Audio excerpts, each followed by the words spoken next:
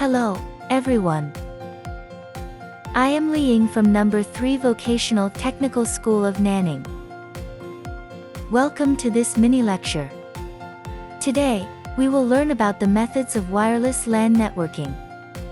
Before studying the lesson, we reviewed the knowledge. In the previous lesson, we learned about the development process of Ethernet, and you all mastered the traditional Ethernet standards and networking methods and the categories of high-speed Ethernet. What about wireless LAN? Next, we will delve into the study of methods of wireless LAN networking. This mini-lecture mainly consists of 3 parts. The overview of wireless LAN, networking mode and main standards, wireless LAN devices. The teaching objectives of this mini-lecture are: 1. To understand the concept, advantages and disadvantages of wireless LAN, and understand wireless LAN equipment. 2. To master the technical requirements, networking mode, and main standards of wireless LAN. Next, let's begin with the first part, the overview of wireless LAN. Let's start by understanding what is wireless LAN. Wireless LAN refers to the use of wireless transmission media, such as microwave, laser, infrared and other wireless transmission media. The so-called Bluetooth technology is actually a short-distance wireless communication technology.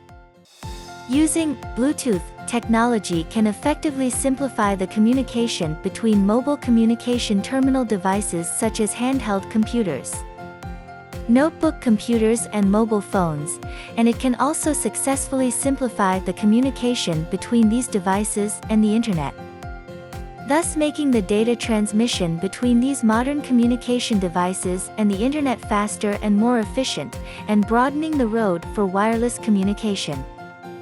The standard for Bluetooth technology is IEEE 802.15. The protocols in Bluetooth technology architecture can be divided into 3 parts: underlying protocol, intermediate protocol, and selection protocol. Next, let's talk about the advantages and disadvantages of wireless LAN. Its advantages are: 1. Flexibility and mobility. Wireless LAN can access the network at any location within the wireless signal coverage area. 2. Easy installation. Wireless LAN can eliminate or minimize the effort of network cabling. 3. It is easy to plan and adjust the network.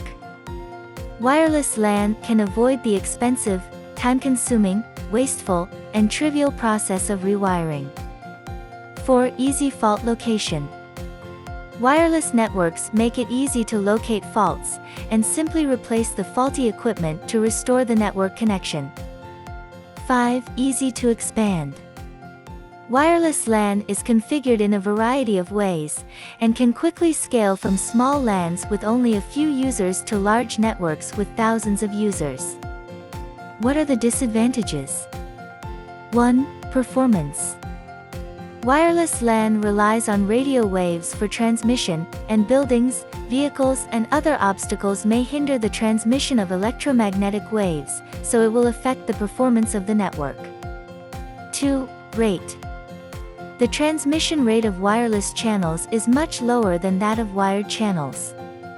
At present, the maximum transmission rate of wireless LAN is 54 megabits per second, which is only suitable for personal terminals and small-scale network applications. 3. Safety. In essence, radio waves do not require the establishment of physical connection channels, and wireless signals are divergent. Theoretically speaking, it is easy to monitor any signal within the radio wave broadcast range, causing communication information leakage. Based on the above advantages and disadvantages, what technical requirements should be met for wireless LAN? 1. Reliability. The system packet loss rate of the wireless LAN should be less than 10 to 5, and the bit error rate should be less than 10 to 8. 2. Compatibility. For the wireless LAN used indoors, it should be compatible with the existing wired LAN in network operating system and network software as much as possible. 3. Data rate. In order to meet the needs of LAN traffic, the data transmission rate of wireless LAN should be above 1 megabits per second. 4. Confidentiality of communications. Because data transmits in the air through wireless media, wireless LAN must take effective measures at different levels to improve communication confidentiality and data security performance. 5. Mobility. Supports full mobile network or semi-mobile network.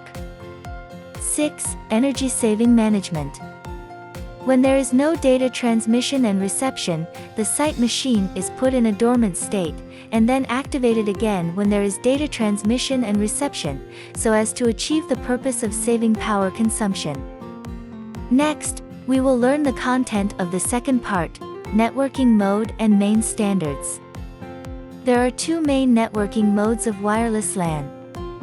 The first is ad hoc mode, which is a wireless network structure built by omitting wireless AP. As long as a wireless network card is installed, computers can be wirelessly interconnected to each other. The second is infrastructure mode, an application mode that integrates wired and wireless LAN architectures. Different from ad hoc, computers equipped with wireless network cards must communicate through wireless AP.